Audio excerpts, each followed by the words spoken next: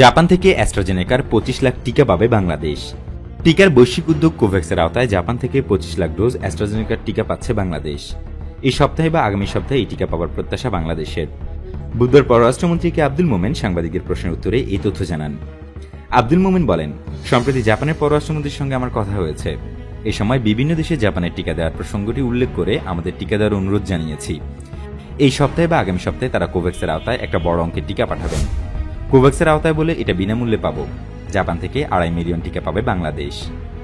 Japan কোন টিকা পাঠাবে তা জানতে চাইলে পররাষ্ট্রমন্ত্রী জানান, জাপানের কাছ থেকে আমরা অ্যাস্ট্রাজেনেকার টিকা পাবো। তাদের কাছে অ্যাস্ট্রাজেনেকার টিকা আছে। কোভ্যাক্সের আওতায় ইউরোপ থেকে বাংলাদেশ 10 লাখ টিকা পাচ্ছে।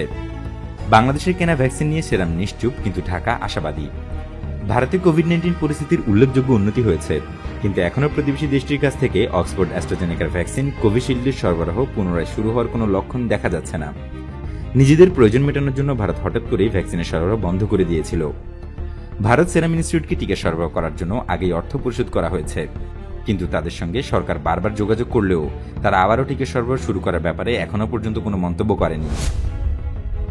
ফেব্রুয়ারির পর সেরাম ইনস্টিটিউট কোনো টিকা পাঠায়নি, যার ফলশ্রুতিতে দেশব্যাপী টিকাদান কর্মসূচি মুখ থুবড়ে পড়ে এবং দ্বিতীয় ডোজের টিকার জন্য অপেক্ষমান 15 লাখ মানুষকে অনিশ্চয়তার দিকে ঠেলে দেয়।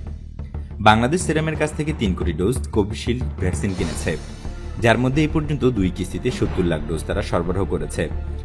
চুক্তি অনুযায়ী সেরামের জানুয়ারি থেকে জুনের মধ্যে প্রতি মাসে 50 লাখ ডোজ করে ভ্যাকসিন সরবরাহ করার কথা ছিল।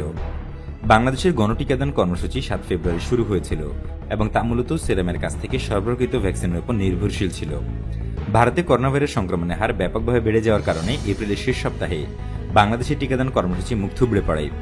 করোনা ভাইরাস সংক্রমণের দিক দিয়ে ভারত বিশ্বের সবচেয়ে ক্ষতিগ্রস্ত দেশগুলোর একটি। মহামারীর আঘাতে ভারতে 4,01,050 জনের মৃত্যু হয়েছে ও আক্রান্ত হয়েছেন সর্বমোট 3,05,00,000 ও 2,362 জনেরও বেশি মানুষ।